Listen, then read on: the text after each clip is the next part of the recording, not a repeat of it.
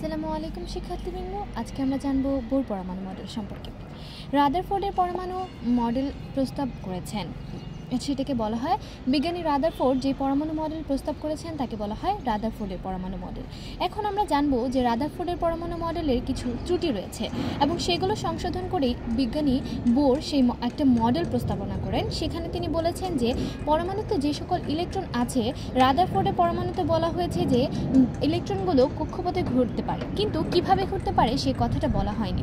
Bore পরমাণু মডেলে বলা হয়েছে সেই কক্ষপথে ইলেকট্রনগুলো বৃত্তাকার অথবা উপবৃত্তাকার কক্ষপথে ঘুরবে। অন্যদিকে তিনি এটাও বলেছেন যে ইলেকট্রনগুলো কোনোরূপ শক্তি শোষণ বা বিকিরণ করেন না। স্থির কক্ষপথে এই কক্ষপথগুলোকে এন দ্বারা প্রকাশ করা হয়েছে, যেমন আমরা এখানে দেখতে পাচ্ছি n = 1 2 3 4 এবং সেই শক্তি স্তরের কিছু নাম দিয়েছে, যেমন mn এবং KLMN। এবং 2 নম্বর যেই মডেলটা তিনি প্রস্তাব করেছেন সেখানে বলা হয়েছে যে বোর পরমাণু মডেল অনুসারে শক্তি স্তরের কৌণিক ভরবেগ, আমরা জানি যে সেই